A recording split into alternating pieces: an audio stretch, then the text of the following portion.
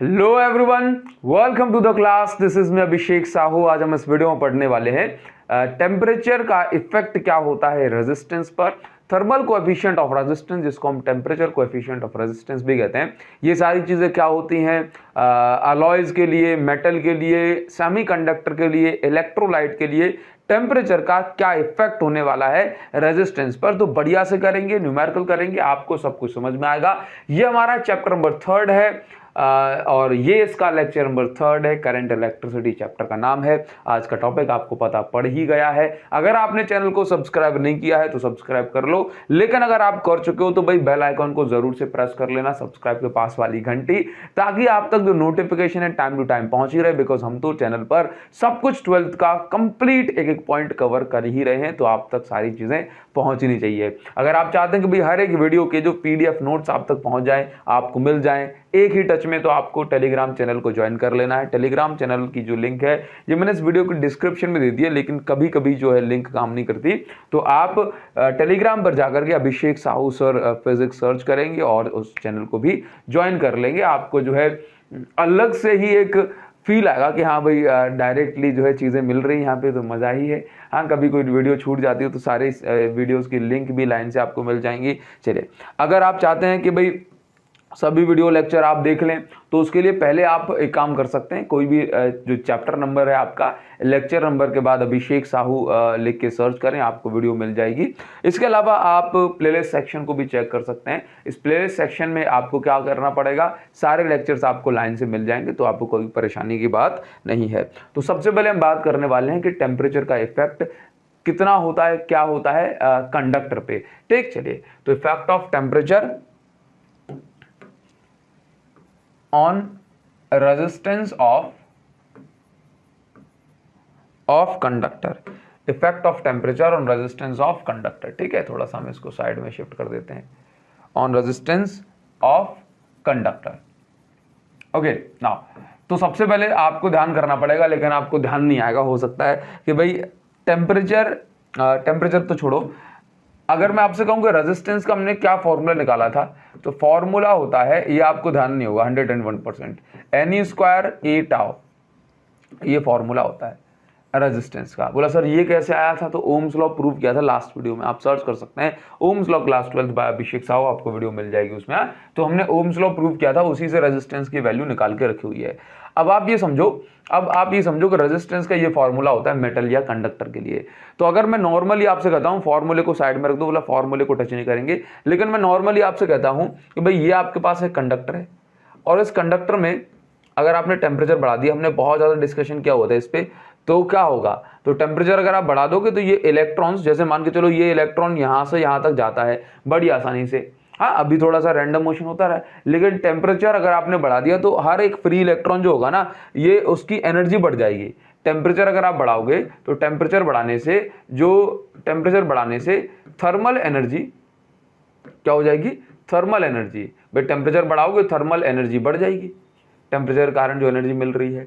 इससे क्या होगा भाई, इलेक्ट्रॉन्स की काइनेटिक एनर्जी बढ़ जाएगी। इससे क्या होगा, वो जल्दी जल्दी टकराएंगे। तो क्या होगा भाई, ये जल्दी जल्दी टकराएंगे मतलब कोलिजन बढ़ जाएगा।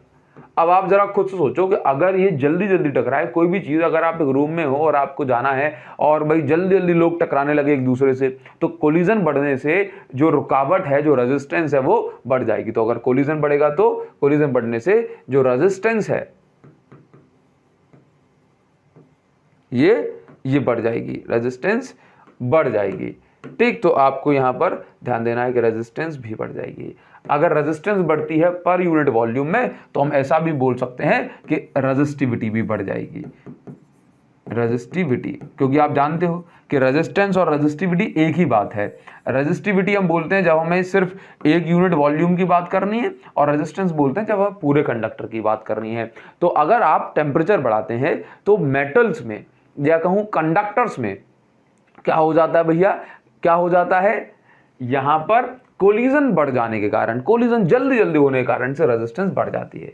अच्छा, आपसे यह भी पूछा जाता है कि अगर टेम्परेचर बढ़ेगा तो क्या होगा, तो अगर टेम्परेचर बढ़ेगा तो जो रिलैक्सेशन टाइम है, रिलैक्सेशन टाइम का मतलब है कि भाई दो इलेक्ट्रॉन्स जो कोलाइड करते हैं इनके बीच का टाइम, तो जो रिलैक्सेशन टाइम है ये क्या हो जाएगा, जल्दी जल्दी टकराएंगे तो इनका जो रिलैक्सेशन टाइम है वो कम हो जाएगा। रिलैक्सेशन टाइम डिक्रीज हो जाएगा। इसको हम क्या बोलते हैं, एवरेज रिलैक्सेशन टाइम डिक्रीज हो जाएगा, इसको हम बोलते हैं टाउ।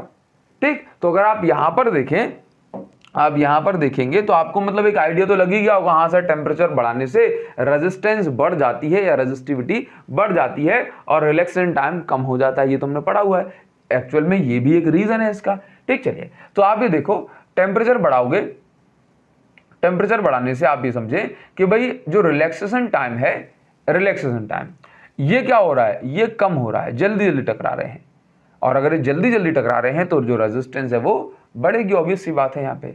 अच्छा, यहाँ पर एक और चीज है, अगर आप टेम्परेचर बढ़ाओगे तो इलेक्ट्रॉन थोड़े से और ज्यादा फ्री हो जाएंगे। तो सर इससे तो रेजिस्टेंस कम होना चाहिए, फ्री इलेक्ट्रॉन बढ़ जाएंगे ना। देखो सिंपल जो है, टेम्परेचर बढ़ाओगे एनर्जी बढ़ेगी, एनर्जी बढ़ेगी तो इलेक्ट्रॉन एक एटम से और फ्री हो सकता है। हाँ, तो ऐसे केस में सर फ्री इलेक्ट्रॉन के बढ़ जाने से रेजिस्टेंस कम हो जानी चाहिए। आंसर इज कि मेटल के पास ऑलरेडी इतने सारे इलेक्ट्रॉन्स हैं 10 टू द पावर। अगर हम कॉपर की बात करें तो हमने प्रीवियस वीडियो में भी पढ़ा था, क्या पढ़ा था कि भाई कॉपर के पास free electron density, free electron, मैंने आपको यही बताया था लास्ट वीडियो में भी, फ्री इलेक्ट्रॉन डेंसिटी कितनी है भाई, 10 to the power 29 free electrons per metre cube. That means 1 metre cube में इतने हैं। अगर आपने टेम्परेचर बढ़ा दिया तो क्या होगा, मुश्किल से मुश्किल जो है 1,000 जो है इलेक्ट्रॉन, 10,000 इलेक्ट्रॉन और फ्री हो जाएंगे। तो अगर इतने बड़े नंबर में 1,000 या 1,000 लाख इलेक्ट्रॉन भी बढ़ गया तो उससे कोई फर्क नहीं पड़ेगा। हाँ, लेकिन कोलिजन का जो इफेक्ट है वो बहुत ज्यादा होता है। तो कभी आप एनसीईआरटी पढ़ेंगे, कभी आप कोई भी बुक पढ़ेंगे तो ये वाला पॉइंट हमेशा हर जगह आपको मेंशन मिलेगा।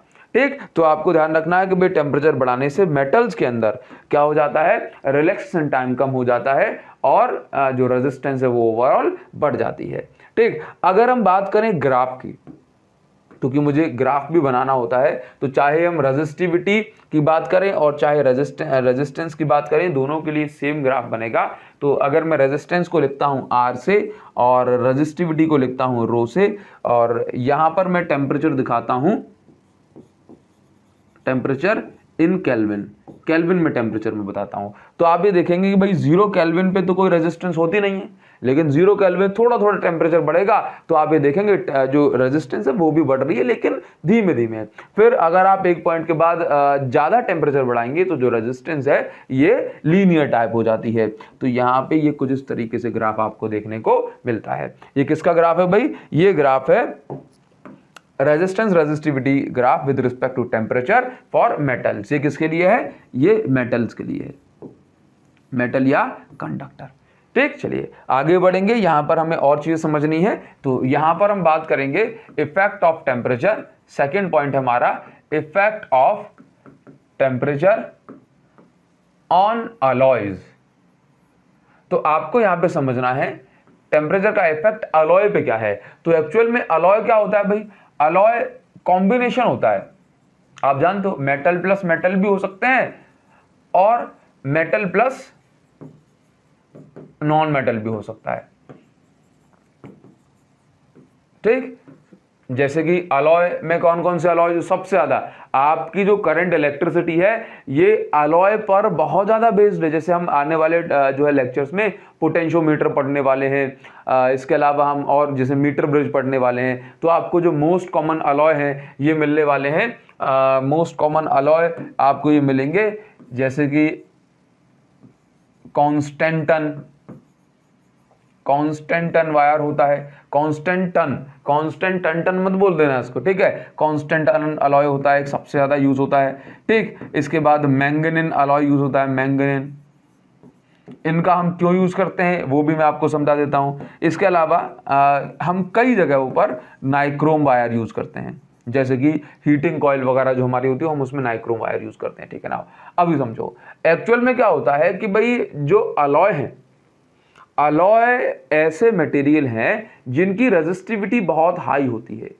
क्या होती है, रेजिस्टिविटी बहुत हाई, मतलब और इनके अंदर क्या फ्री इलेक्ट्रॉन्स नहीं होते, फ्री मतलब कम होते हैं, ऐसा बोल सकता हूं। फ्री इलेक्ट्रॉन्स कैसे होते हैं? कम। रेजिस्टिविटी बहुत हाई, फ्री इलेक्ट्रॉन्स बहुत कम, और इनका टेम्परेचर पर जो, क्योंकि फ्री इलेक्ट्रॉन कम है तो भाई कोलिजन कम से कम होगा, तो टेम्परेचर पर जो टेम्परेचर का इफेक्ट अलॉय पर बहुत कम होता है। तो आप यहां पर लिखेंगे, आप यहां पर लिखेंगे भाई इफेक्ट ऑफ, यहां पर आप लिख सकते हैं इफेक्ट ऑफ टेम्परेचर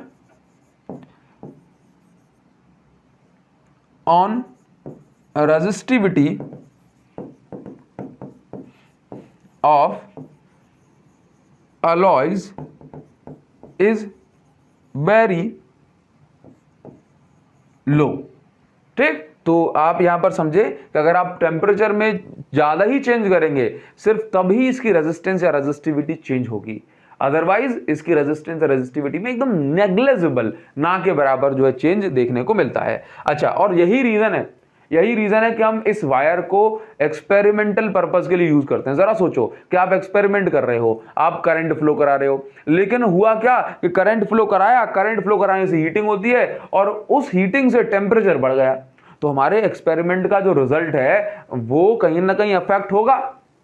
बात समझ में आ रही है? तो आपको यही चीज समझनी है कि भाई यही वो प्रॉपर्टी है कि टेम्परेचर का effect resistance resistivity of alloy पर नहीं होता या नेग्लिजिबल होता है, और यही कारण है कि हम अलॉयज को सबसे ज्यादा यूज करते हैं फॉर एक्सपेरिमेंट। ठीक है ना? तो this is the reason that we use alloy wire in current electricity experiment,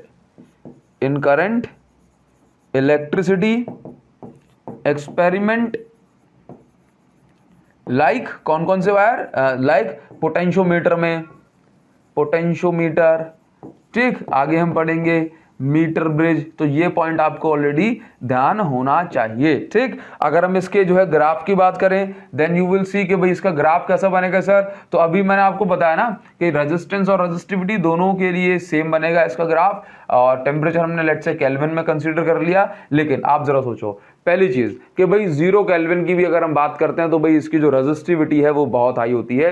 तो हमने कहा कि भाई ये यहां से हम इसको स्टार्ट कर देते हैं, और अगर हम बात करें कि भाई इसका जो चेंज है रेजिस्टेंस, टेम्परेचर बढ़ाने से जो इसकी रेजिस्टेंस या रेजिस्टिविटी में जो चेंज होता है ये बहुत कम होता है, टेम्परेचर किसमें? केल्विन में। नाउ तो आप ये देखेंगे भाई इसमें जो चेंज है ये कैसा है, ये देख रहे हो लाइन का स्लोप बहुत कम, मतलब अदरवाइज बहुत ज्यादा उठा हुआ होता, समझे? तो ये ग्राफ आपको बनाना है किसके लिए? ये ग्राफ है आपका अलॉय के लिए। इसमें आपको क्या समझ में आ रहा है? इसमें आपको समझ में आ रहा है कि टेम्परेचर बढ़ाते जाओ लेकिन रेजिस्टिविटी बहुत धीमे धीमे बढ़ रही है। क्लियर है? नाउ अभी आप यहां पर देखेंगे, जैसे मान के चलो कि भाई यहां पर समझो चीजों को, मैं आपसे कहता हूं कि भाई अब हम जानेंगे कि भाई इलेक्ट्रोलाइट पर या सेमीकंडक्टर पे क्या इफेक्ट होता है। आपको सारी चीज समझनी है, तो मैं यहां पर बोल देता हूं इफेक्ट ऑफ ग्राफ कैसा बनाएंगे? Effect of temperature on resistivity of semiconductor. ठीक, सुनो अभी बात सुनो। देखो एक्चुअल में क्या होता है कि सेमीकंडक्टर कैसा मटेरियल है ये आपको जानना पड़ेगा। तो सेमीकंडक्टर हम किसको बोलते हैं सर? ये सेमी मतलब आधा कंडक्टर है और आधा इंसुलेटर है। तो सर ऐसे कैसे हो सकता है? देखो सिंपल सी बात है कि जो हम घर में रिमोट यूज करते हैं, कोई भी कंप्यूटर यूज करते हैं, टेलीविजन यूज करते हैं, तो सभी के अंदर ना सेमीकंडक्टिंग प्लेट, सेमीकंडक्टिंग चिप लगी होती है। सेमीकंडक्टर के बिना आज का हमारा जो डिजिटल वर्ल्ड है ना वो पॉसिबल नहीं है। तो सर ऐसा क्या खास है सेमीकंडक्टर के अंदर? तो सेमीकंडक्टर ऐसे मटेरियल होते हैं जो कि लो टेम्परेचर पे, कौन? देखो तो हम सेमीकंडक्टर के बारे में कुछ लिख लेते हैं। सेमीकंडक्टर के बारे में हम कुछ लिख लेते हैं। सेमीकंडक्टर ऐसा मटेरियल है जो लो टेम्परेचर पे, लाइक मैं एग्जांपल दे देता हूं भाई 0 केल्विन, ठीक, और रूम टेम्परेचर से कम की मैं बात कर रहा हूं। ये कैसे बिहेव करता है? Act as insulator. लेकिन जैसे ही हम टेम्परेचर बढ़ाते हैं, मतलब रूम टेम्परेचर तक आपने कर दिया, रूम टेम्परेचर को हम 300 केल्विन बोलते हैं, या 27 डिग्री सेल्सियस। तो ये जो सेमी कंडक्टिंग मटेरियल होता है ये कंडक्टर की तरह एक्ट करता है। किसकी तरह? Act as conductor. बोले सर ऐसा क्या हो जाता है? तो बड़ी सिंपल सी बात है ना कि सेमीकंडक्टर ऐसा मटेरियल है जिसके अंदर पहले फ्री इलेक्ट्रॉन्स नहीं होते, लेकिन जब आप टेम्परेचर बढ़ाते हैं, रूम टेम्परेचर तक भी अगर आपने टेम्परेचर बढ़ा दिया, तो फिर क्या होता है कि इसके अंदर फ्री इलेक्ट्रॉन्स बढ़ जाते हैं। फ्री इलेक्ट्रॉन्स बढ़ जाते हैं और फ्री इलेक्ट्रॉन्स के बढ़ने से या कहूं फ्री इलेक्ट्रॉन्स के बनने से, देखो पहले क्या था ना कि इसका जो इलेक्ट्रॉन है इसके एटम के अंदर ही था, इसके पास इतनी एनर्जी नहीं थी कि ये एटम को छोड़ के बाहर निकल जाए, लेकिन टेम्परेचर बढ़ाया तो एनर्जी बढ़ी और इससे क्या हो गया, इसके बाद फ्री इलेक्ट्रॉन बन गया और ये कंडक्टर की तरह बिहेव करने लगा। हालांकि हम सेमीकंडक्टिंग मटेरियल में डोपिंग करते हैं। डोपिंग का मतलब है कुछ इंप्योरिटीज ऐड करते हैं ताकि हम टेम्परेचर पर डिपेंडेंट ना रहें, लेकिन वो आपको बाद में पढ़ने को मिलेगा। सर अभी हमें क्या पढ़ना है? तो अभी आपको ये पढ़ना है कि आपने टेम्परेचर बढ़ाया, तो अब आप समझ गए होंगे कि आपने टेम्परेचर बढ़ाया, तो टेम्परेचर बढ़ाने से फ्री इलेक्ट्रॉन्स क्रिएट हो गए, इसके अंदर फ्री इलेक्ट्रॉन्स क्रिएट हो गए, या मैं बोल देता हूं फ्री इलेक्ट्रॉन्स बन गए। ठीक है, चलो अभी क्या हुआ, फ्री इलेक्ट्रॉन्स बढ़ने से आप भी बताओ रेजिस्टेंस या रेजिस्टिविटी क्या हो जाएगी? रेजिस्टेंस या रेजिस्टिविटी क्या हो जाएगी? ये कम हो जाएगी। बात समझ में आ रही है? तो दैट मीन्स टेम्परेचर और रेजिस्टेंस यहां पर कैसे हैं? इनवर्सली प्रोपोर्शनल है। टेम्परेचर रेजिस्टेंस या रेजिस्टिविटी कैसे है? इनवर्सली प्रोपोर्शनल है। ठीक, सेमीकंडक्टर्स का आपने नाम तो सुना ही होगा, नाम तो सुना ही होगा सिमरन। हाँ, तो क्या नाम है इनका? इनका नाम क्या है? इनका नाम है, जैसे कि जो मोस्ट फेमस सेमीकंडक्टर है जो है दैट इज सिलिकॉन और जर्मेनियम। ये कैसे हैं? सिलिकॉन और जर्मेनियम ये बहुत फेमस है। ठीक है नाउ, तो आपको ये ध्यान रखना है। चलिए अगर हम इसका ग्राफ बनाते हैं तो ग्राफ कैसे बनेगा जरा बताओ? ग्राफ अब कुछ इस तरीके से बनेगा, रेजिस्टेंस और रेजिस्टिविटी, यहाँ पे टेम्परेचर इन केल्विन, और ये कुछ इस तरीके से ग्राफ इसका बन जाएगा। ठीक है, चलो ये ग्राफ का शेप है क्योंकि इनवर्सली प्रोपोर्शनल है। नाउ अब हम आ जाएंगे भाई, देखो अब बात सुनो, अब इलेक्ट्रोलाइट की हम बात करते हैं। किसकी बात करते हैं? इसके बाद आपको कुछ जरूरी कंक्लूजन पर भी पहुंचना है। अगर हम बात करें इलेक्ट्रोलाइट की, तो effect of temperature on resistivity of electrolyte जानते हो आप? ऐसा सॉल्यूशन जो इलेक्ट्रिसिटी बना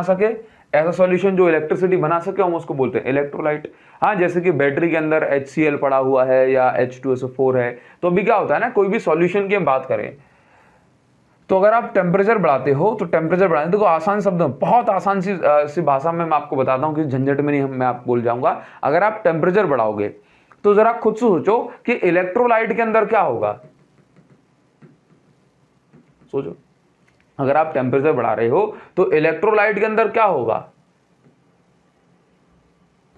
कोई इलेक्ट्रॉन अगर यहां से यहां जाना है, मतलब आयंस होते हैं, ये चीज और जरूरी आ गई यहां पे समझ में, सॉरी, कि जब हम बात करते हैं ना किसकी? इलेक्ट्रोलाइट की, तो इलेक्ट्रोलाइट के अंदर जो चार्ज कैरियर है वो कौन होते हैं? इलेक्ट्रॉन्स नहीं होते। कौन होता है फिर होते हैं आयंस। हाँ, positive ion, negative ion, clear है नाउ? तो अभी क्या होता है, जैसे आप टेम्परेचर बढ़ाओगे तो टेम्परेचर बढ़ाने सबसे सिंपल सी बात है कि भाई ये जो सॉल्यूशन है ना, इसमें विस्कोसिटी कम हो जाएगी। मतलब आसान भाषा में बोलूं तो जो गाढ़ापन है इसका वो कम हो जाएगा, ये सॉल्यूशन थिन हो जाएगा, पतला हो जाएगा। जिससे क्या होगा भाई, सॉल्यूशन पतला हो जाएगा तो जो आयंस जो चिपक के बैठे हुए थे वो दूर दूर हो जाएंगे। अगर वो दूर दूर हो गए तो क्या होगा, एक आयन जो निकलना चाहता है वो बिना टकराए या कम टकराए निकल सकता है। तो अगर हम बात करें यहाँ पे टेम्परेचर बढ़ाने से क्या होगा, आप यहां पर देखेंगे इंटर एटॉमिक डिस्टेंस बढ़ जाएगी। इंटर एटॉमिक डिस्टेंस, या मैं बोलूं इंटरमॉलिक्यूलर डिस्टेंस बढ़ जाएगी, और ऐसा करने से आयन को जो है निकलने का रास्ता मिल जाएगा, दूरी बढ़ गई ना, बढ़ जाएगी। और ऐसा करने से क्या होगा भाई, रेजिस्टेंस क्या हो जाएगी, रेजिस्टेंस या रेजिस्टिविटी कम हो जाएगी। तो जो ग्राफ हमने अभी बनाया था वही ग्राफ यहाँ पे बनेगा। ये रेजिस्टेंस और रेजिस्टिविटी है और ये आपके पास टेम्परेचर है और इसकी वैल्यू मतलब जो है केल्विन में है। और आप यहाँ पर देखें ग्राफ कैसा है, ये इनवर्सली प्रोपोर्शनल वाला ग्राफ बनेगा, ये हाइपरबोलिक शेप में। ठीक नाउ, तो आप यहाँ पर ध्यान दें इस पे, इस तरीके का। क्लियर है नाउ, आगे बढ़ जाएं। अब आपको यहां पर नई चीज समझनी है, that is temperature coefficient of resistance, जिसको हम थर्मल कोएफिशिएंट ऑफ रेजिस्टेंस भी बोलते हैं। तो अभी आप यहां पर हेडिंग बनाएंगे क्योंकि हमें यहां पर समझना है, भाई क्वेश्चन पूछा जाता है पॉजिटिव नेगेटिव जीरो थर्मल इस तरीके से। हाँ चलिए, तो आप यहां पर हेडिंग बनाएंगे thermal coefficient of resistance, thermal coefficient of resistance. Thermal coefficient of resistance क्या होता है इसको समझ लो। कुछ भी नहीं है, ये सिर्फ आप इतना जानते हो कि, तो आप यहां से क्या समझे, बोलो सर हम कुछ नहीं समझे, कुछ से समझोगे कि मेटल्स में या कंडक्टर में टेम्परेचर बढ़ाओगे तो फिर रेजिस्टिविटी क्या हो रही है, रेजिस्टिविटी बढ़ रही है। सेमीकंडक्टर में कम हो रही है, अलॉयज में एकदम नेग्लिजिबल बढ़ रही है, इलेक्ट्रोलाइट में कम हो रही है। तो आप ये जानते हो कि टेम्परेचर में चेंज करने से जो रेजिस्टेंस या रेजिस्टिविटी है उसमें भी चेंज होगा, फिर चाहे वो चेंज पॉजिटिव हो या फिर वो नेगेटिव हो। लेकिन इतना तो हमें पता है कि टेम्परेचर में चेंज करने से रेजिस्टेंस या रेजिस्टिविटी में भी चेंज होने वाला है। क्लियर है, बात समझ में आ रही है? चलिए, तो मैं ऐसा बोल सकता हूं क्या, तो यहां पर ना एक टर्म आता है टेम्परेचर कोएफिशिएंट ऑफ रेजिस्टेंस, जिसको हम थर्मल कोएफिशिएंट ऑफ रेजिस्टेंस बोलते हैं और इसको हम रिप्रेजेंट करते हैं अल्फा से। अब सर ये अल्फा क्या होता है, तो अल्फा का मतलब है कि ओरिजिनल रेजिस्टेंस की कंपैरिजन में टेम्परेचर बढ़ाने से कितना चेंज आया। जैसे आपने स्ट्रेन निकाला था, स्ट्रेन क्लास 11th में आपने पढ़ा होगा, कि भाई स्ट्रेन क्या होता है, चेंज इन कॉन्फ़िगरेशन। चलो आसान बनाने के लिए मैं इसको ऐसे लिख देता हूं, change in length upon original length. ये बड़ा है क्या, इसको हम DL अपॉन L पढ़ते थे।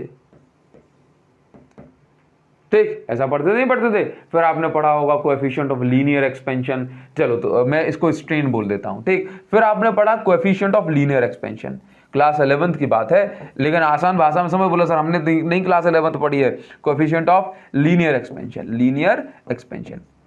तो स्ट्रेन क्या होता है ना, स्ट्रेन का मतलब है ओरिजिनल लेंथ की कंपैरिजन में कितना चेंज आया। टेक नाउ, अभी आप ही देखो, तो अगर मैं आपसे कहता हूं कि भाई कोएफिशिएंट ऑफ लीनियर एक्सपेंशन क्या होता है, अल्फा, तो मैं कहता हूं कि भाई ओरिजिनल लेंथ की कंपैरिजन में 1 डिग्री सेल्सियस टेम्परेचर बढ़ाने से कितना चेंज आया, इसको मैं बोलता हूं अल्फा। तो बस यही कहानी है कि भाई ये समझो इसको, ओरिजिनल रेजिस्टेंस जिसको मैं R0 भी बोलता हूं, कई बार R0 का मतलब हम जो है बोल सकते हैं कि 0 केल्विन पर जो रेजिस्टेंस है उसको हमने बोला R0। ठीक, तो यहां पे समझो, टेम्परेचर बढ़ाने से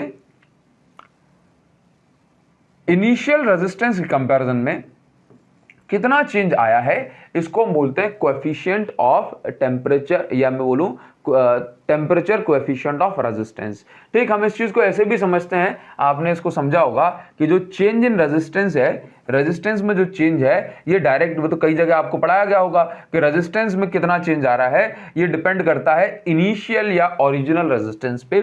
इसके साथ साथ रेजिस्टेंस में कितना चेंज आ रहा है ये इस पर भी डिपेंड करता है कि आपने टेम्परेचर में कितना चेंज करा हुआ है। तो अगर मैं यहां से इन दोनों को कंबाइन कर देता हूं तो मुझे मिलेगा कि भाई change in resistance is directly proportional to R0, और यहां पर डेल टी के भी डायरेक्टली प्रोपोर्शनल है। तो यहां पर आप देखेंगे कि del R is equal to proportionally sign हटेगा, तो यहां पर एक इक्वल टू आएगा और नया कांस्टेंट जिसको हम अल्फा से रिप्रेजेंट करते हैं। ये अल्फा क्या है, ये अल्फा है temperature coefficient of resistance, alpha into R0 into del T. तो आप यहां से पाएंगे कि जो अल्फा है that is equal to del R upon R0 into del T. बात समझ में आई? चलिए, तो ये आपका अल्फा का फॉर्मूला हो गया, आप कैसे भी इसको याद कर लो, हमें कोई प्रॉब्लम प्रॉब्लम नहीं है इसमें, ठीक। ये आप यहां पे समझ लो कि इसको हम क्या बोलते हैं, तो R0 को हम या तो हम इनिशियल रेजिस्टेंस बोल सकते हैं, इनिशियल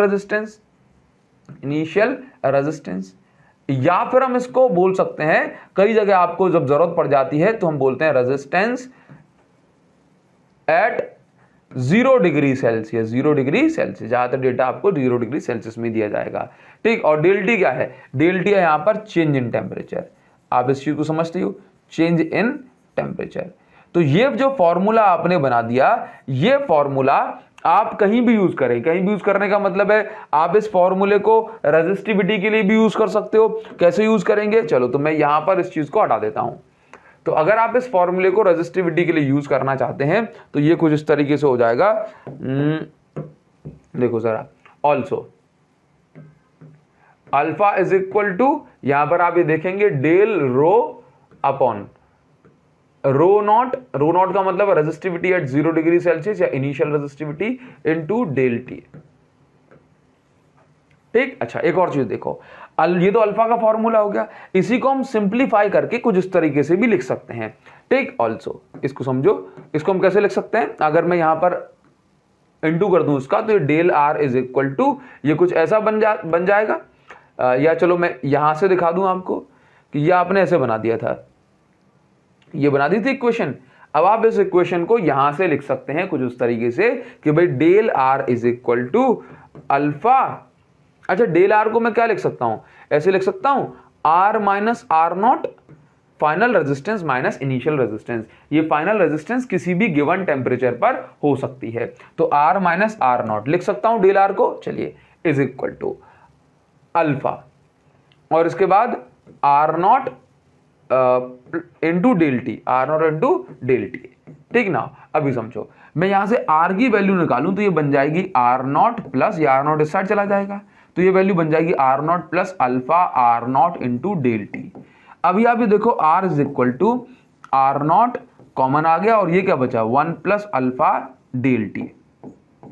तो ये जो फॉर्मूला है आप इसको बढ़िया से दिमाग में बिठा के रखो। दो फॉर्मूले आपको हमेशा जो है वर्बली होने चाहिए, मुंह से बिल्कुल जैसे ही पूछा जाए वैसे ही आप आंसर बताएं कि अल्फा इज इक्वल टू क्या होता है, तो क्या बोलोगे, del R upon R not into del T. इसी तरीके से आर इज इक्वल टू का मतलब है कि रेजिस्टेंस एट एनी टेम्परेचर। अगर आप इसको मान लें कि 0 डिग्री सेल्सियस पे रेजिस्टेंस कितनी है, तो ये हो गई आर, क्या है, आर हो गई रेजिस्टेंस एट एनी टेम्परेचर। तो आप यहां से इसके रेजिस्टेंस का फॉर्मूला हो गया, अल्फा का फॉर्मूला हो गया, रेजिस्टिविटी का भी ये फॉर्मूला आप यूज कर सकते हैं, that will be 1 plus alpha del T, ठीक है। तो आप इसको भी हम कलर चेंज कर देंगे तो बढ़िया सा दिखेगा, सुंदर सा। चलिए भाई देखो जरा, ठीक, ये बात क्लियर हुई ना। अभी अपन इसमें थोड़ा सा आगे बढ़ जाएंगे। हाँ, इसमें आपको ये समझने वाली चीज है कि टेम्परेचर कोएफिशिएंट ऑफ रेजिस्टेंस, ये जान लिया आपने, टेम्परेचर कोएफिशिएंट ऑफ रेजिस्टेंस, ठीक। तो आप यहां पर देखो, अगर मेरे पास ये अल्फा का फॉर्मूला है डेल आर, तो अल्फा का फॉर्मूला मैं कुछ इस तरीके दिखा देता हूं आपको, यहां पे देखो। तो अल्फा का फॉर्मूला हो गया del R upon R not और ये डेल टी, देखो चेंज इन रेजिस्टेंस, समझना। मैं अल्फा की बात करूं तो ये क्या है, मैं इसको ऐसे लिख सकता हूं आर माइनस आर नॉट, या मैं इसको ऐसे भी लिख सकता हूं R2 minus R1 upon R not into del T. तो आप यहां पर ये समझो कि अगर मैं आपसे कहता हूं कि भाई फाइनल रेजिस्टेंस क्या है, मेटल्स की बात करूं, कंडक्टर की बात करूं, ये क्वेश्चन बहुत पूछा जाता है भाई, पॉजिटिव नेगेटिव जो टेम्परेचर कोएफिशिएंट की वैल्यू, देखो टेम्परेचर बढ़ाने से रेजिस्टेंस बढ़ जाती है, फाइनल रेजिस्टेंस बढ़ जाएगी। तो मेटल के लिए जो आंसर आएगा ये क्या आएगा, कंडक्टर्स के लिए, कंडक्टर या मेटल के लिए जो आंसर आएगा टेम्परेचर कोएफिशिएंट ऑफ की वैल्यू, ये कैसी होती है, पॉजिटिव।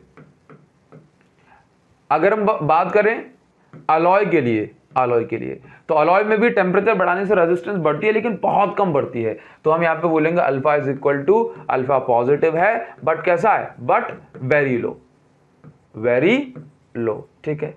अब आप भी देखो, अगर मैं आपसे कहता हूं भाई अलॉय हो गया, अब सेमीकंडक्टर, तो आप जानते हैं सेमीकंडक्टर में जो रेजिस्टेंस है ये कम हो जाती है, फाइनल रेजिस्टेंस कम हो जाएगी, तो आंसर नेगेटिव में आएगा। तो आप यहां पर देखेंगे alpha is equal to negative, ठीक। चलिए अगर हम बात करें इलेक्ट्रोलाइट में, तो इलेक्ट्रोलाइट में भी फाइनल रेजिस्टेंस कम हो जाती है, तो हम बोलेंगे अल्फा कैसा है इलेक्ट्रोलाइट में, ये भी है नेगेटिव। तो आपको याद रखना है कंडक्टर एलॉय के लिए अल्फा पॉजिटिव है और सेमीकंडक्टर इलेक्ट्रोलाइट के लिए अल्फा नेगेटिव है।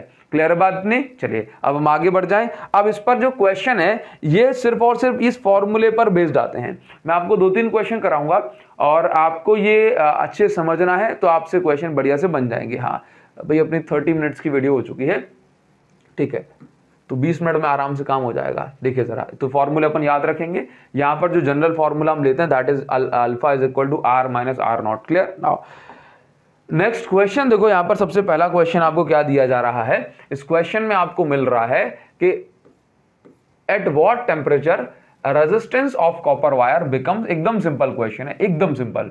एट व्हाट टेम्परेचर, किस टेम्परेचर पे कॉपर वायर की रेजिस्टेंस डबल हो जाएगी than resistance of wire at 0 degree Celsius. तो भाई हमने यहां पर कंसीडर कर लिया लेट रेजिस्टेंस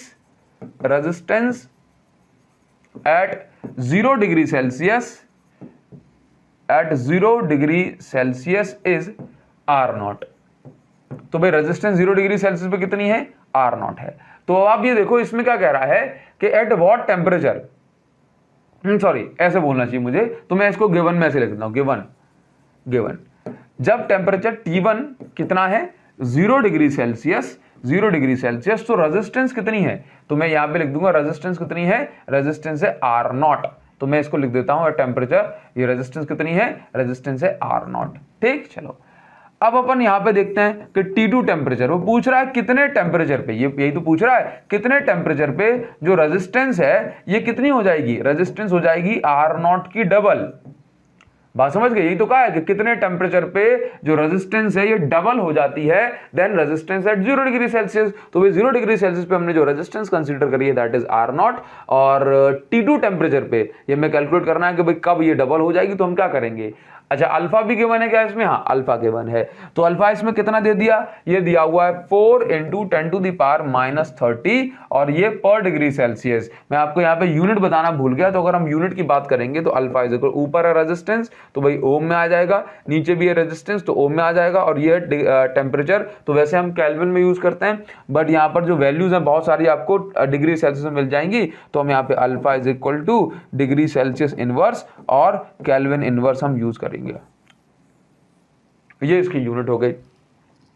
ठीक, चलिए तो अभी हम बात कर रहे थे भाई इसकी यूनिट क्या है, यहां पर हो गई डिग्री सेल्सियस इनवर्स। अब आपको टेम्परेचर T2 निकालना है, तो आप यहां पे वैल्यू पुट करेंगे and this value will be like alpha is equal to भाई क्या वैल्यू है, R2 माइनस R1। तो मैं इसको R2 माइनस R1 बोल देता हूं, या मैं सिंपल बोल दूं R minus R not upon ये कितना हो जाएगा R not into del T कितना है T2 माइनस T1।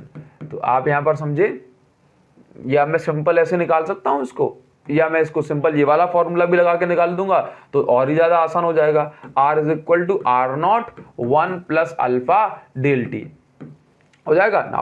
तो R की जगह क्या रखना है मुझे, 2 × R not is equal to R not की जगह आर नॉट 1 प्लस अल्फा की वैल्यू मुझे पता है 4 × 10⁻30 है ना, हाँ भाई -30, और बहुत छोटी वैल्यू नहीं है ये, बहुत ज़्यादा छोटी वैल्यू है मेरे हिसाब से। ये 4 × 10⁻³ होना चाहिए, ये थोड़ा सा गलत लिख दिया है, ये यहाँ पर मैं इसको 3 कर देता हूँ, वाइट से करूँगा ज़्यादा दिखेगा, वाइट से कर देते हैं हम इसको ना 3 डिग्री सेल्सियस। ठीक है ना, तो 10⁻³ क्योंकि -30 तो बहुत ज़्यादा छोटा हो जाता है, बहुत ज़्यादा छोटा, ये वैल्यू नहीं हो सकती इतनी ना। अभी देखो तो -3 डिग्री सेल्सियस। अभी हम क्या करेंगे, इनटू में कितना हो जाएगा, देखो T2 माइनस T1, तो T2 की वैल्यू मुझे पता नहीं है और T1 की वैल्यू है 0, तो यहाँ पे सिर्फ क्या बचेगा, T2 बचेगा। ठीक है ना, अभी देखो ये यहाँ से कैंसिल हो जाएगा तो ये बचेगा 2, ये बचेगा 1 प्लस 4 × 10⁻³ इनटू में आ जाएगा T2, तो ये आ जाएगा इस साइड, तो 2 - 1 बचेगा 1, और ये हो जाएगा आपका 4 × 10⁻³ इज इनटू में है T2, तो T2 के अपॉन में 1/4 × 10⁻³ और ये हो जाएगा T2, तो ये हो जाएगा 10⁻+3 और अपॉन में है 4 = T2, तो यहाँ पर 1000 में 4 का डिवाइड करोगे तो T2 जो हमारा निकल के आ जाएगा दैट इज T2 जो हमारा निकल के आ गया that is your 250 degree Celsius. तो इसका मतलब ये हो गया कि अगर 0 डिग्री सेल्सियस पे रेजिस्टेंस R0 है और इस थर्मल कोएफिशिएंट ऑफ रेजिस्टेंस के लिए जो टेम्परेचर है ये 250 डिग्री सेल्सियस होगा, तब जाकर के जो रेजिस्टेंस है वो डबल होगी, मतलब एक बड़ी वैल्यू है। ठीक है, चलिए अभी हम आगे बढ़ जाएंगे नेक्स्ट क्वेश्चन। अब नेक्स्ट किस तरह का क्वेश्चन आ सकता है ये हम समझ लेते हैं। यहाँ पे देखिए जरा,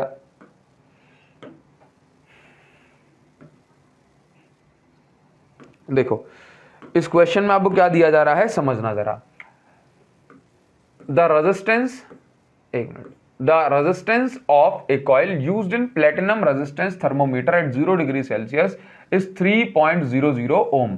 That means यहां पर कहा जा रहा है कि 0 डिग्री सेल्सियस पे कितने पे गिवन 0 डिग्री सेल्सियस टेम्परेचर में T1 लिख लेता हूं, T1 eight 0 degree Celsius resistance कितनी है तो मैं इसको लिख देता हूं R0। देखो 0 डिग्री सेल्सियस पे जो रेजिस्टेंस है इसको मैंने क्या लिखा R0। ठीक, चलिए कितना है भाई 3 ओम की रेजिस्टेंस है, 3 ओम। अच्छा अभी देखो 100 डिग्री सेल्सियस पे, चलो तो मैं इसको क्योंकि 0 और 100 दिया तो मैं भी इसको इस तरह से लिख सकता हूं, या कोई दिक्कत नहीं, चलो छोड़ो ये T1 नाउ। अभी 100 डिग्री सेल्सियस पे आप ये देखेंगे कि रेजिस्टेंस कितनी है भाई 100 डिग्री सेल्सियस पे रेजिस्टेंस कितनी है, तो ये रेजिस्टेंस हो गई 100 डिग्री सेल्सियस पे, तो मैं लिख दी इसको R100 और ये रेजिस्टेंस है 3.75 ओम। ठीक, आगे क्या दिया जा रहा है, its resistance at an unknown temperature is 3.15 ओम। तो कोई भी अननोन टेम्परेचर हमें नहीं पता, और इस अननोन टेम्परेचर पे जो रेजिस्टेंस है ये कितनी है 3.15 ओम। ठीक, तो आपको ना यहां पर इस टेम्परेचर को कैलकुलेट करना है, आपको यहां पर ये टेम्परेचर निकालना है। अब यहां पर इस क्वेश्चन में आपको क्या चीज मिसिंग है, तो देखो ये तो अपन को पता है कि भाई टेम्परेचर कोएफिशिएंट ऑफ रेजिस्टेंस का ये फॉर्मूला है, तो यहां पर ये फॉर्मूला तो कहीं ना कहीं लगेगा, alpha is equal to del T del R upon R0 into del T. भाई ये तो लगेगा, ये श्योर हूं मैं। ठीक, बट दूसरा भी लग सकता है R is equal to R0 1 plus alpha del T, ये तो पक्की है। लेकिन अब इन दोनों फॉर्मूले में देखो क्या चीज मिसिंग है, बोला हमें अल्फा नहीं दिया, अल्फा नहीं दिया, अल्फा मिल जाएगा तो काम बन जाएगा।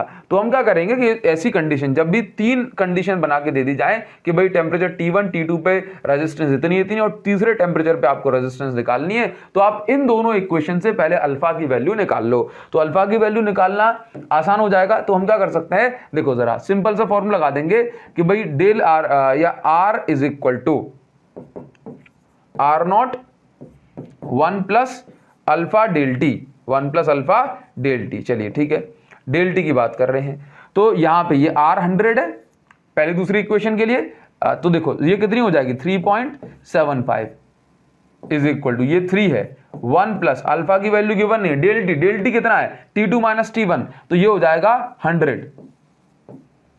इसके बाद यहां से मैं इसको मल्टीप्लाई कर दूंगा 3.75 इज इक्वल टू 3 और ये 3 का इंटू 300 अल्फा, और यहां पर आप ये देखेंगे तो ये कितना हो जाएगा 0.75, ये साइड आ जाएगा तो 0.75 इंटू, ठीक है 0.75 इज इक्वल टू ये 300 अल्फा अल्फा। अब यहां से अगर हम अल्फा की वैल्यू निकालते हैं तो ये हो जाएगी हमारे पास alpha is equal to 0.75 upon 300, and यहां से अगर मैं देखूं तो ये यहां से कैंसिल हो जाएगा 0.25 और 0.25 मींस, ठीक है तो मैं इसको फर्दर सॉल्व करूंगा तो ये आ जाएगा 0.25 इंटू में आ जाएगा 10⁻², ये चीज अपनी आ रही है। तो अल्फा की वैल्यू इतनी डिग्री सेल्सियस इनवर्स आ जाएगी। तो अल्फा जो अपना निकल के आ गया ये हो गया आपके पास, ये हो गई अल्फा की वैल्यू अल्फा की वैल्यू हो गई। अब आपको निकालना क्या है, अब आपको टेम्परेचर निकालना है, तो अब हम ये निकाल सकते हैं। तो मैं क्या निकालूंगा भाई, R at any temperature T is equal to, ये देखो आर नॉट और ये यहां पर 1 प्लस अल्फा डेल टी। मैंने क्या किया है, फर्स्ट और थर्ड इक्वेशन को लिया है, पहली और तीसरी, ताकि मेरी कंपैरिजन जीरो के साथ हो जाएगी, ठीक है ना।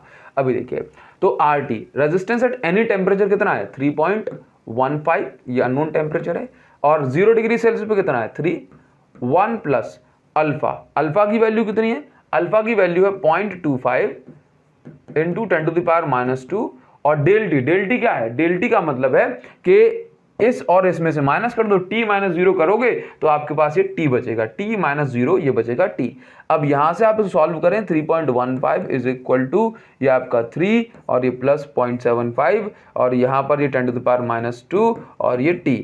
आप यहां पर देखें, ये बचेगा 0.5, यहां बचेगा 0.75 इंटू 10⁻⁻² और ये t। यहां पर अगर आप डिवाइड करेंगे तो 0.5 अपॉन 0.75 इंटू 10⁻², तो यहां पर ये हो जाएगा t is equal to, point से पॉइंट कटेगा, ये 5, तो 1/5 इंटू 10⁻² इज इक्वल टू में आ जाएगा t। अगर आप इसको फर्दर सॉल्व करते हैं देन यू विल गेट, 10⁻² ऊपर जाएगा तो 10⁻+2 हो जाएगा, मतलब 100, तो t इज इक्वल टू निकल के आ जाएगा 20 डिग्री सेल्सियस। तो इसका मतलब ये हो गया कि भाई अगर 0 डिग्री सेल्सियस पे 303 ओम है, 100 डिग्री सेल्सियस पे 3.75 ओम है, तो 3.15 ओम कितने डिग्री सेल्सियस पे होगा, आंसर इज 20 डिग्री सेल्सियस पर होगा। तो अगर आपको ऐसा केस मिल जाए जिसमें आपको बताया गया कि 0 पे इतनी रेजिस्टेंस है और किसी टेम्परेचर पे इतनी रेजिस्टेंस है, तो भाई कितने टेम्परेचर पे इतनी रेजिस्टेंस, मतलब 3 इक्वेशन टाइप बन जाए, तो 2 इक्वेशन से आप अल्फा की वैल्यू निकालें और उसको किसी थर्ड इक्वेशन के साथ रख दें, ठीक।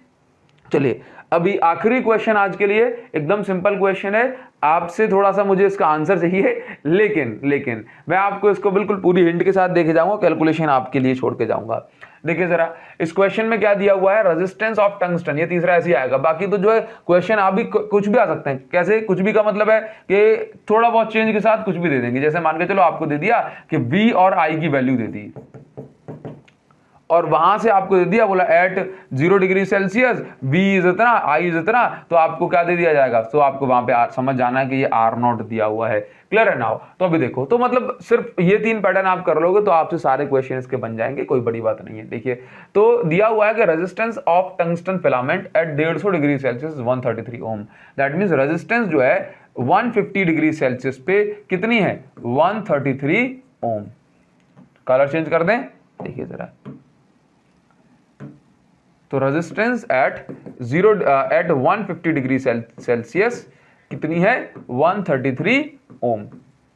कह रहा है आगे कि रेजिस्टेंस 500 डिग्री सेल्सियस पे, रेजिस्टेंस 500 डिग्री सेल्सियस पे कितनी है, देखो जरा, ये आपको निकालनी है, बस सिंपल सी बात। और उसने यहां पे अल्फा की वैल्यू दे दी, अल्फा कितना दे दिया 0.0045, तो मैं इसको ऐसे लिख सकता हूं 0.45 इंटू 10⁻², थोड़ा सा आसान हो जाएगा, और ये आपका degree Celsius inverse. Clear now. अभी आप समझो यहां पर कि आपको क्या करना है, आपको सिंपल से इतना काम करना है कि अब आपको 2 ही इक्वेशन दी हैं, R0 वगैरह का कुछ भी नहीं दिया, तो ऐसे केस में आप क्या करें कि यहां पर आप इक्वेशन बनाएं, R0 गिवन नहीं है ना, 0 डिग्री सेल्सियस गिवन नहीं है, तो आप यहां पर मान लें कि लेट रेजिस्टेंस एट, आप यहां पर कंसीडर कर लें खुद से कंसीडर कर लो, क्या, let resistance at 0 degree Celsius is R0, मतलब resistance at 0 degree Celsius is R0, ऐसा मान के चलो। तो अभी समझो यहां पे, तो हम ऐसा लिख सकते हैं कि भाई resistance at 150 degree Celsius is equal to कितना हो जाएगा R0 1 plus alpha del T, alpha del T. तो अल्फा डेल टी को मैं क्या लिख दूं, मैं लिख सकता हूं, क्योंकि मैंने पहली इक्वेशन 0 डिग्री सेल्सियस के लिए बना रहा हूं ना, तो ऐसा हो सकता है कि मैं इसको लिख दूं T माइनस या T एट 150, ये चलो मैं ऐसे लिख देता हूं 150 डिग्री सेल्सियस, चलो मैं ऐसे लिख देता हूं T 150, ये सिंपल डेल टी लिख देता हूं, ठीक है ना। अभी समझो डेल टी लिख रहा हूं, लेकिन डेल टी क्या, मैं इसको 150 और 0 के लिए ले रहा हूं ना, तो 150 माइनस 0 रखूंगा तो ये आ जाएगा मेरा अल्फा इंटू 150, ठीक है। ये हो गई मेरी फर्स्ट इक्वेशन। अभी समझो ये R 500 डिग्री सेल्सियस के लिए, तो 500 डिग्री सेल्सियस पे रेजिस्टेंस जो होगी वो वैल्यू पुट करूंगा मैं, तो देखना जरा कि R0 और ये 1 प्लस अल्फा, अब मैं ले रहा हूं 500 और 0 की कंपैरिजन, तो टेम्परेचर क्या 500 माइनस 0 तो 500 ही बचेगा। ये हो गई सेकंड इक्वेशन। दोनों इक्वेशन का अगर मैं डिवाइड कर दूं तो ये आ जाएगा R150 resistance at 150 degree Celsius. तो रेजिस्टेंस एट 150 डिग्री सेल्सियस कितना है बताओ जरा, 133 ओम। रेजिस्टेंस एट 500 डिग्री सेल्सियस ये हमें निकालना है, तो R एट 500 डिग्री सेल्सियस हमें निकालना है, ठीक, इज इक्वल टू R0 से डिवाइड करूंगा तो R0 से R0 कैंसिल हो जाएगा, ये बचेगा 1 प्लस अल्फा इंटू 150 और ये बचेगा 1 प्लस अल्फा इंटू 500। अभी आप देखो यहाँ पे, ये मुझे इसकी वैल्यू चाहिए, इसकी वैल्यू चाहिए, तो मैं एक काम करता हूं कि भाई यहां पे ना क्रॉस मल्टीप्लाई कर देता हूं। चलो ठीक है, तो ये 133 इंटू 1 प्लस, या मैं सिंपल पहले इसको सॉल्व कर लूं तो ज़्यादा ठीक रहेगा, 133 इंटू R इंटू 500। अच्छा ये तो आपको निकाल के दिखाना है, ये तो आपको निकाल के दिखाना है, तो ये तो सिंपल सा काम आप करोगे ही, क्योंकि भाई मुझे पता पड़ना चाहिए ना, मैंने एक सवा घंटा आपको पढ़ा दिया, 1 घंटा होने वाला है बिल्कुल पूरा। तो आप मुझे कमेंट सेक्शन बताएंगे कि 500 डिग्री सेल्सियस पे रेजिस्टेंस कितनी आई है। कमेंट सेक्शन में ये मत लिखना बोला सर अधूरा करा के चले गए, मैंने पूरा कराया है, मुझे ध्यान भूल गया था कि पूरा कराना नहीं है। आप मुझे कमेंट सेक्शन में इस R500 की वैल्यू निकाल के दिखाओ, ताकि मुझे पता पड़े कि भाई मेरी वीडियो आपने पूरी देखी है, आपके काम आ पाई। जब आप देखोगे तो मुझे नई वीडियो बनाने में और मजा आएगा। तो भाई हम बढ़ जाते हैं आगे, लेकिन उससे पहले आप अगर चाहते हैं कि ये वीडियोस इसी तरीके से रेगुलर रहें तो आप मुझे कमेंट सेक्शन में अपना हाल चाल प्लस मुझे बताइए कि आपको समझ में आ रहा है कि नहीं आ रहा, मजा आ रहा है लेक्चर्स में या नहीं आ रहा है। अगर आप चाहते हैं कि भाई ये वीडियोस और भी स्टूडेंट्स तक पहुंच सकें, इन वीडियोस की रीच बढ़ सके, तो आप क्या करें, वीडियोस को ज्यादा से ज्यादा अपने फ्रेंड्स का शेयर करें। फॉर्मेलिटी के तौर पे मत लेना, शेयर कर देना दबा के इनको। और अगर आपने अभी तक टेलीग्राम चैनल ज्वाइन नहीं किया है तो ये जो सब कुछ मैंने पढ़ा हुआ है ये टेलीग्राम चैनल पे आपको मिल जाएगा। और टेलीग्राम चैनल जो है हमारा ये बना हुआ है अभिषेक साहू सर फिजिक्स के नाम से, जो हमने स्टार्टिंग में आपको बताया हुआ था, तो इसको भी ज्वाइन कर लेना। आज के लिए सिर्फ इतना ही, मिलेंगे आपसे नेक्स्ट वीडियो में लेक्चर नंबर 4 के साथ। तब तक के लिए thank you so much guys, thanks a lot, see you again in the next video, thank you guys.